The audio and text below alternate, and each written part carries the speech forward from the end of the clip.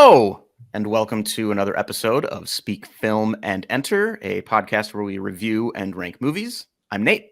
And I'm Dylan. And I'm Adam. Today, we've got a really fun episode for you. It's a sort of game segment that we made up and called The Life of an Actor, where we take one actor or actress. In this case, it's going to be Nicolas Cage, to celebrate his wonderful career and his new movie that just came out, The Unbearable Weight of Massive Talent, which is kind of a version of this game anyway, in some weird ways. Basically, the way the game works is we take an actor or an actress and we pretend that all of their roles are actually the same person or the same character. It's just same movie universe. Right. It's just one person's life and they're just living different stages of it. So we'll take 5 movies and you just kind of bounce one to the next. You start with one movie, you take that endpoint and tie it to the starting point of another movie. And then some of the fun kind of lies in how we can connect these in the order we can put them in. And we just try to tell a fun story that makes as much sense as we can make it and want it to. Although with Nicolas Cage, I think, for me at least, there were some elements of just choosing some crazy shit because it's Nicolas Cage. And I feel like his movie life character in this game would probably have a crazier life than that of like Tom Hanks. Yeah. So which is what we did as the first. Yeah, our first Life of an Actor, which you can find in season 2 or 3. One. We did it one. Way back. Yes. Wow. Oh, I thought it's one of our episodes that is just a bunch of stuff mashed together, so it's not in the title of that episode. You can find it. But yeah, we did one for Tom Hanks, which I thought was pretty good. So you can go check that out. That one's fun. Before we get too far, I wanted to come up with all that jazz. Don't forget to like and subscribe on our YouTube, our Facebook page. Ding the bell so you get notifications when we post new videos. And find us wherever you listen to your podcasts, Apple Podcasts, Spotify, all that stuff. So all that jazz, you might say. With all that done, shall we get into it? Yeah, I can go first. Just really quick too. There aren't really any rules for this outside of, you don't have to worry about era. Like if a movie takes place in the 40s, it can come after a movie that takes place in 2003. That doesn't really matter. It doesn't need to be chronological. Right. Also, the other really only rule is when they're dead, they're dead. So basically their character can only die at the end of the 5th movie that we've chosen. Yes. They don't have to die. That's not a requirement or anything. You don't have to kill them off at the end, but if you want to, you can only do so in the 5th movie. So looks like I'm going first. Yep, go for it. Adam, if you want to bring up the first movie I got. So my first movie, I decided to start it with Peggy Sue Got Married, which is a high school movie starring Nicolas Cage from 1986, which is also not really related to this, but directed by Francis Ford Coppola, which was crazy to me. Mm-hmm. And it's got young Nick Cage and Jim Carrey in a doo-wop group in high school, which is just glorious. I mean, wow. This movie kind of has 2 different parts because it's a woman goes to her high school 25-year reunion and she passes out and wakes up and she's in high school again. So kind of a time traveling thing.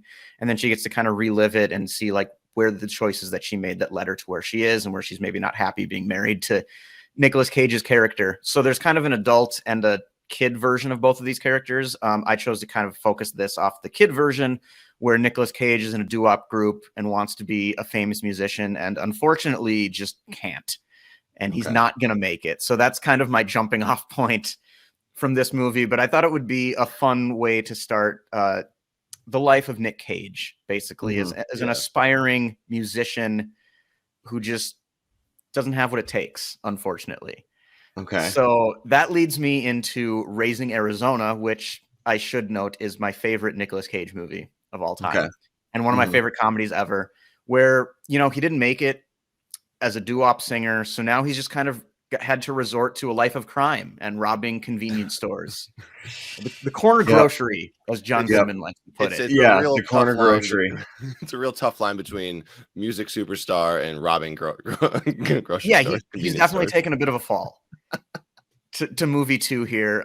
But some good news. He meets Holly Hunter and they have some crazy zany adventures together, stealing a baby and running from possibly the devil himself. Yep, those are fun adventures. I don't think Adam's ever seen Raising Arizona. I haven't seen either of the first two movies you've mentioned, so Okay, it's already starting. In a I great, will in a watch great Raising way. Arizona with anybody, like strangers. If you want to watch Raising Arizona with me, I love this movie. Comment. But unfortunately, at the end of the movie, had to break up the lovely couple. I need to remember their names right now, just really quick. Ed, played by Holly Hunter, and H.I., played by Nicolas Cage, had to break them up at the end of the movie. They're just not good for each other. They've made some decisions that aren't the best, and I think they'd just be better off going their separate ways. Yeah, and also we maybe should have mentioned this when we were setting up this Life of an Actor thing, but there may very well be spoilers. Yeah, I thought of that as I was talking about Peggy Sue Got Married. So if you see a movie pop up that you haven't seen, it's just tough cookies. We'll list all the movies included in the description, and you can decide if you want to go through this with us. But again, these are all old movies that have been out for a while, so you've probably heard something about them anyway. Or if not, movies like some of these came out in the 80s. Like spoilers are inevitable with this game, but unfortunately had to break them up at the end of Raising Arizona. They go their separate ways, which leads into Matchstick Men. Now that he's free from being married to a decorated officer of the law, he goes back to his criminal ways and becomes a con man and starts kind of a little con. I don't want to call it a company because that legitimizes it in a weird way, but little con organization with Syndicate. Good one. Syndicate, with Sam Rockwell. And then he really should have seen this coming when he and Ed could not conceive and have a child, but when it comes to light that he has like a 14-year-old daughter in Matchstick Men that he didn't know that he had, he maybe should have seen some red flags there, but he doesn't. Okay. And leads to some, without getting into too many spoilery details, some heartbreak at the end of the movie. But he does find a new woman and a new wife, and she is pregnant at the end of the movie, which I think leads in perfectly to his life in Con Air. Yes. Where she's pregnant at the beginning of the movie, and he just gets into a bar fight defending her honor like you do. Yep. And for whatever reason, this movie decides that that's enough to put him in jail for like 8 years. Yeah. Hard time. Hard federal time. A decorated officer comes back from a tour in Afghanistan and fights 3 dudes, and then he goes to jail. Like, right. In what looks like a stand your ground state. Yeah. Clearly self-defense. Like they attacked him. Like military vet, self-defense. Just move right past that part. And for the case of this story, kind of leaving out the whole military angle. Okay.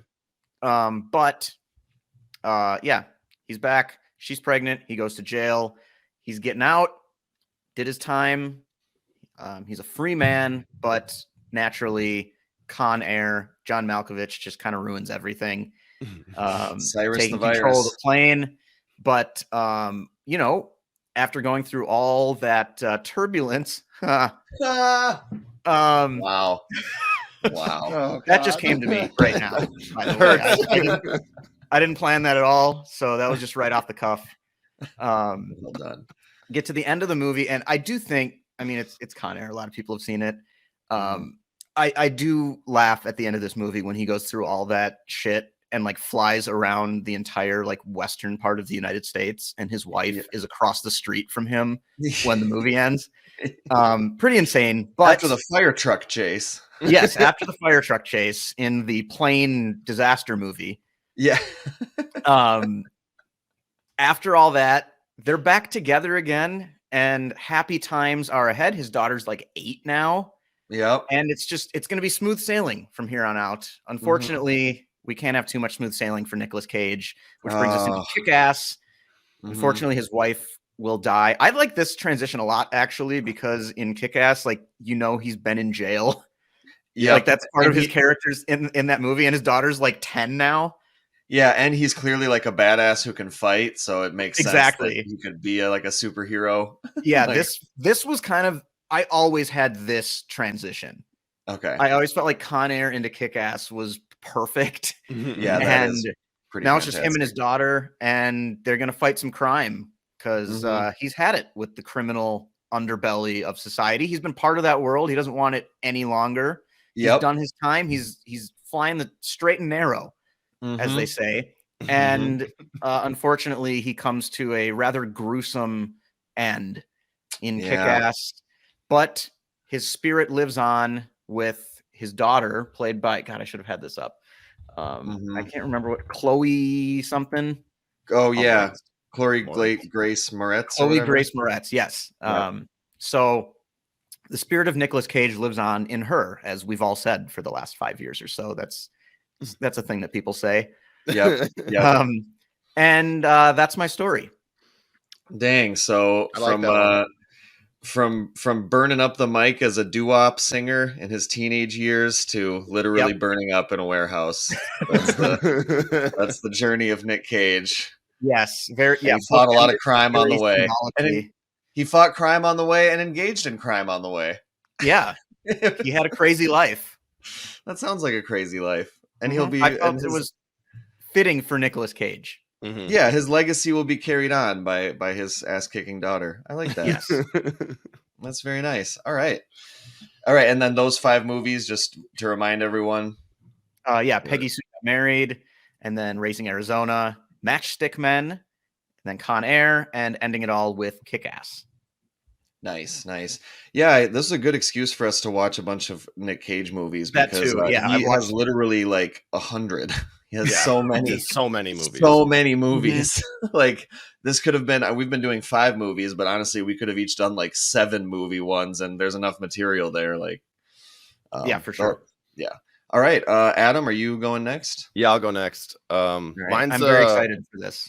Mine's a little bit. It's very similar. Nicolas Cage movies deal a lot with the crime underbelly of America, or the world if you're going Lord of War.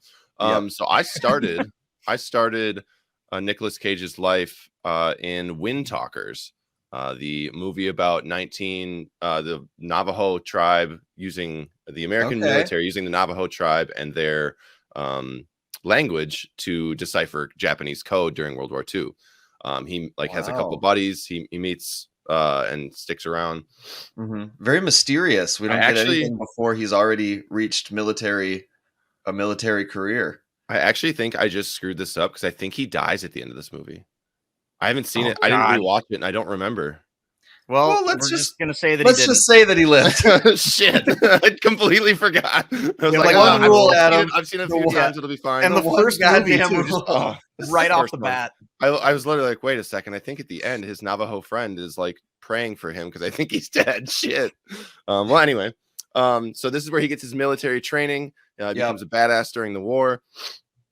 Does all that kind of stuff. Goes on a tour and comes back. And then he goes. We go into Con Air. So we fast forward a ways. But he's got that military background. Then he becomes a criminal via the events of that movie. Even though he's the good guy, the cops will still view him as a bad guy. So when we move into him not really getting the resolution he wants out of prison, he goes right back into a life of crime in Gone in 60 Seconds. So he now has to save his brother because it's been a few years. He hasn't seen him. He's got to go save his brother and steal a bunch of cars, get his crew together, becomes another stone cold badass. This is a walk in the park for him. He's been in a war. He was in that plane. Like he's fine. He's cool as a cucumber. And then he decides, you know what? I've stolen all these cars. I saved my brother. It's time to go legit. I'm gonna help the United States government take care of terrorists because I'm a former military man. I know where this is going. I'm gonna help them. Yes, I'm gonna help them in the rock. Nice. So he teams up with Sean Connery to become another badass, except he's kind of a pussy in this movie compared to Sean Connery. He grows into it. He grows into it. Yeah. He remembers his training from back in the day. And then he decides after The Rock is over, he's saved California, put those guys in jail, whatever. He's gonna take his lifelong passion and he's gonna go steal the Declaration of Independence. Yes. The audaciousness of what happened at The Rock made him realize, like, oh, I can totally do that. That's totally something that I've redeemed myself in the eyes of the law, like completely. I'm glad you have this, because I did struggle to. This is probably my second favorite Nicolas Cage movie. Yeah, it's so much fun, and I did struggle to find a way to weave it into my story. So I'm really glad that you have it. Yeah, he's now done his penance, and he's like, I want to do something for America. I'm gonna solve the case, and find the treasure. Yes, nice. I mean, honestly, the premise in that fucking mansion. So the premise of this movie is so ridiculous that any leap in this life of an actor game that you take into National Treasure is going to be equally ridiculous. Yeah, it has to be. There's nothing that you can use to build up to make this seem like a smooth transition. Yeah. So the only thing, obviously, I think I would have changed with Windtalkers, with him dying. I think I would have just done The Family Man, where he's like he's a businessman, and then he goes like back in time and has like a dream where he wakes up if he had married the woman he was going to marry, and has like kids and all that stuff. And then we would get into Con Air. That's how we would transition, because he chooses his family at the end of that movie, and then he goes on and blah blah blah. So there you go. Nice. So there's that. But yeah, that's right. Mine. Okay, so on to me. So it looks like two things. One, I'm glad that you covered all those 90s action movies, because I don't have any of those. So yes, I was hoping I would stay generic enough. I'm glad we have a different direction here from Dylan. Yeah. Secondly, you guys definitely kept it more vague on plot points and maybe didn't have too many spoilers. I'm going to straight spoil all 5 of these movies. Excellent. So literally, I'm just going to basically tell you what happens in all 5 of them to make my story work. But my story is definitely a... he's just a blue collar guy trying to make it. That's all Nick Cage is. That's his whole life. So it started off in LA in the early 80s with Valley Girl. So basically he's a punk kid. He attends Hollywood High. His friend hears about a party going on in the Valley. He hates the Valley, but he goes anyways. They show up. They're immediately seen as outsiders. They get kicked out of the party, but he doesn't give up. He's like, damn it, I'm going back. He goes back, sneaks into the bathroom, gets her number. They end up going on a date. They end up falling madly in love. But the thing is, her friends don't like him because he's a punk and he wears leather and dyes his hair. Can't have that. They can't accept it. So a lot of fish out of water shenanigans ensue. And eventually they convince her to break up with him. He's devastated. But he's still Nick Cage, so he doesn't give up, and he goes to the prom. He crashes prom. He gets the girl, and they drive off into the sunset. I mean, really, he's just killing it as like an. I think I know what number 2 is going to be here. He is absolutely just killing it. Well, I don't think you do, because basically it didn't work out with them, unfortunately. Young love never lasts. He joined the military, and he got injured, and so he's now roaming the West looking for work. And this definitely wasn't expecting Red Rock West. He's roaming the West looking for work. He basically hears there's a job in Red Rock, this small little town. So he goes to the local bar, and the bartender is like, hey, you must be here for the job. And without hesitation, he just says yes. But what he realizes later is that the bartender has hired a hitman to kill his wife. And he thought that Nick Cage was Lyle from Texas, the hitman. So Nick Cage is like, oh, God, what have I gotten myself into? So the guy gives him $5,000 to go kill his wife. And he's like, I don't really want to do that. So he goes to the wife's house and basically tells her, your husband just offered me $5,000. And she's like, I'll double it for you to kill him. So now she gives him $10,000. And he's like, you know what? I'm just a kid from LA. I'm just trying to make it. I don't want any part of this. I'm going to do the right thing. Well, kind of right thing. I'm going to keep the $15,000, but I'm going to write a letter to the local sheriff explaining the whole thing. And I am getting out of town. This is not good news, right? So he starts leaving town, big rainstorm. And wouldn't you know it, he hits somebody on the side of the road. Just guy working on his car. He hits him. He's like, damn it. And he's like, well, the closest hospital is Red Rock, so I got to go back because I got to take him into the hospital. He takes him into the hospital, and, the cops show up because it was like a, his incident or whatever. And wouldn't you know it, the bartender who hired him to kill his wife is also the sheriff of the town. And he sees that he has not killed his wife and that he was going to turn him in. And it's like, this is bad news. Like, Nick Cage is going to get killed by this corrupt sheriff. He escapes the hospital, runs through the woods. The sheriff is chasing him. He's shooting him. He's like, oh my God, my young life is already going to end, right? He rolls down this big hill and into the street and almost gets hit by a car. But the guy gets out and is like, oh my God, are you okay? He's like, yeah, can you like give me a ride? This crazy guy's trying to kill me. He's like, yeah, hop in. And the guy who picks him up is Dennis Hopper. And he's actually the hitman Lyle from Texas. Is this whole movie an episode of Fargo? Basically, it's like a pre-Fargo in like this small town. So basically, I mean, yeah. So he gets sucked in. Him and the wife are trying to like find a way out. Basically, small town criminal shenanigans ensue. And by the end of it, him and the wife, they hop a train to get out of town, and then she tries to betray him and take the money. And long story short, she gets thrown off the train. The money flies into the wind, and he's just on a train out to nowhere. Basically, right back where he started, just trying to find work. And that's when that train took him all the way down to Arizona. And that's where he meets, again, he was looking for work. Or Arizona, I just saw that. Basically, the work he finds is robbing convenience stores. That's the work that he finds in Arizona. He does this so often that he gets to know the local police, including Edwina, who's the lovely woman who takes mugshot pictures. They fall madly in love. They want a baby, but they can't have one. But a local business owner has 5, so they're like, we're going to take one of those babies. He sneaks into the house and eventually grabs Nathan Jr.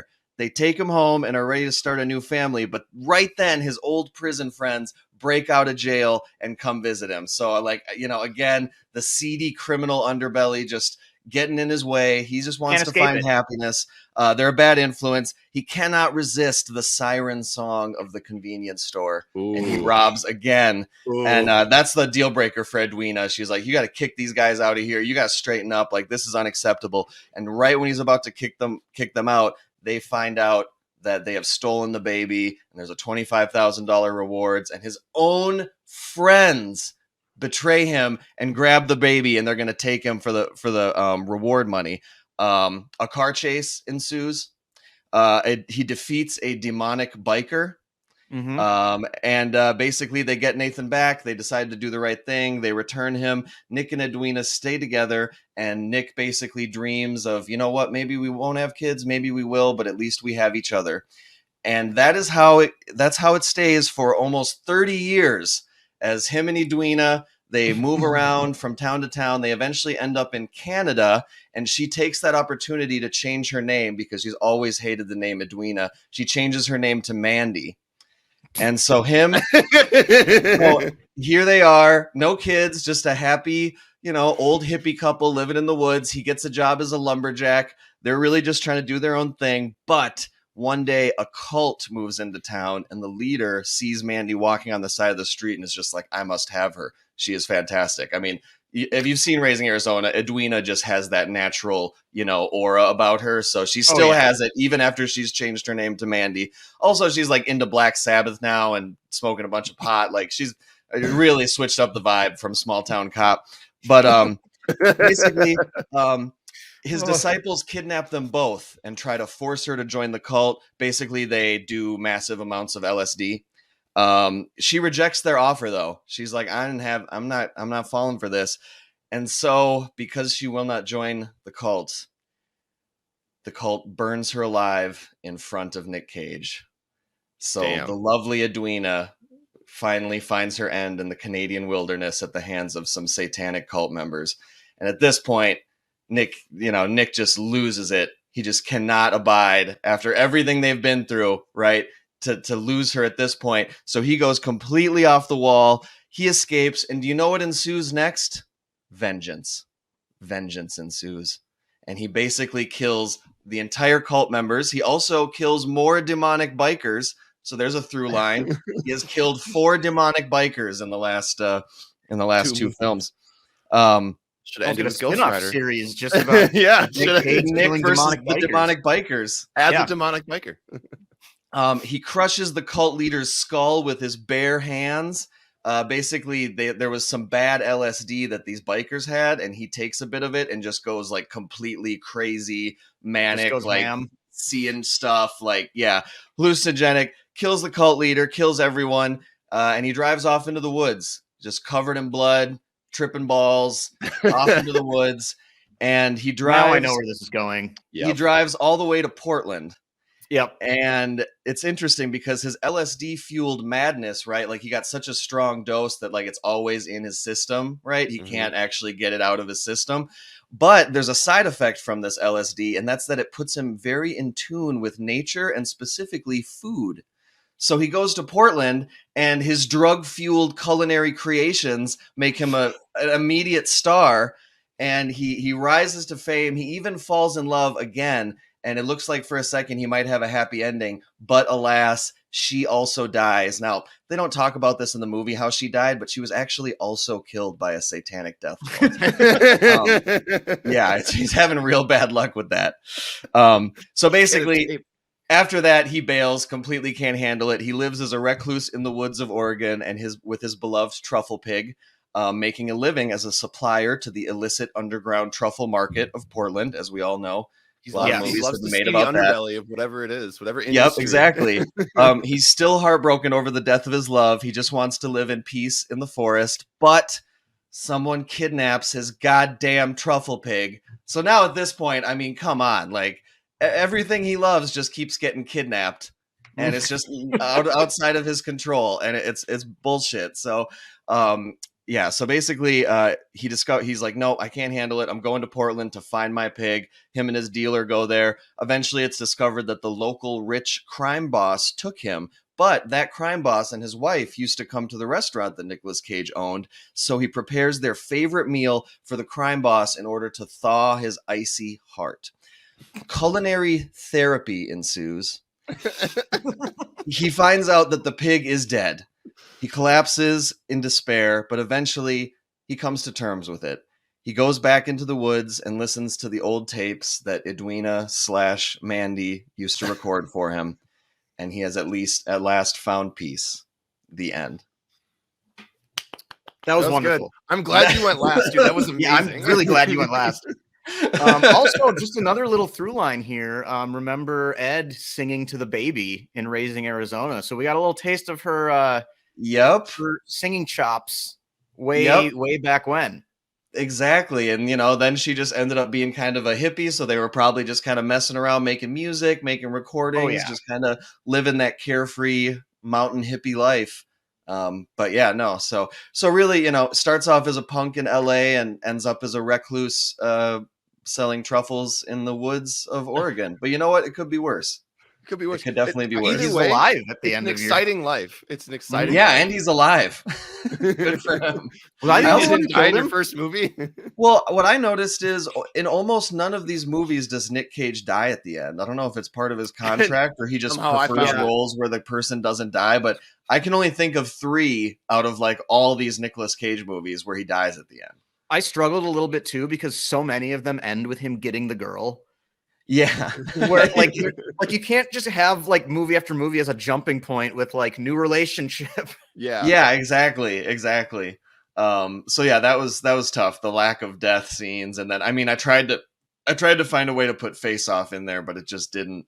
I had the same problem. For the same reason. I tried to find a way to get Spider Noir in there, but just couldn't make it work. It's too small of a role, I think, just to be like, oh, so he's a detective. Well, and he, if he had done some sort of like sci-fi movie where he gets like thrown into an alternate dimension or something at the end, or like lost in space or something, then maybe you can, you could find a way to make it work. Remember that movie Knowing? What?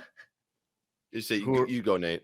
I was saying you could have like technically jumped off the rock and gone into Spider-Verse. Potentially. With like some radiation or something or whatever it is. But I mean, that vaporized at the end. That thing's just supposed to kill you though, so that doesn't work very well. Yeah. I was gonna say, do you remember the movie he was in called Knowing, where he could like see like 10 seconds into the future or whatever it was, or like 2 minutes or something? Spidey sense. Like, that is kind of some Spidey sense. Done something like that. However, I watched the movie Knowing yesterday, and it's nowhere near that clever. No, it's not actually good. much more stupid than that. He just has like an equation numbers written out on a piece of paper that predict like natural disasters. Is that really all it is? Yeah, I think the movie you're thinking about is the movie you're thinking about is Next. Oh yeah, where he sees like 2 minutes into the future or whatever. Yeah. Also not great, but no, also not great. Yeah, no, knowing sucks. Now you know that knowing sucks. Also, just my 5 movies, just to run down from the beginning. Number 1 was Valley Girl, then Red Rock West, Raising Arizona, Mandy, and Pig. And I gotta say, Red Rock West, I included it because I feel like no one's heard of it, but it is a nice little small town crime, very Coen Brothers-esque. Yeah, like, a lot of faces you'd recognize too. Like, it's a fun little movie. I gotta say, I really liked how each of us took different directions on the end of Raising Arizona, because it ends in a way where like they say they're gonna break up, but then like his dream says otherwise. Yeah. So like it says that like they might still have a family. Right. But I just took that a little more literally, just because I needed it to go into which one? I can't remember which one. Oh, Matchstick Men.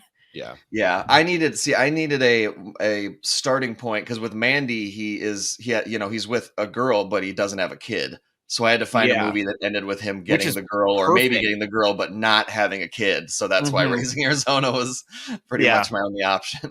And I didn't focus on the girl he was with or any children, because I went from, obviously I screwed up. You went straight, dude. 90s action Nick Cage was your whole. It wasn't even like from young Nick Cage to old Nick Cage with like family ties. It was basically like his career. Yeah, his like criminal 30s to 50s career in military/criminal debauchery. Yeah.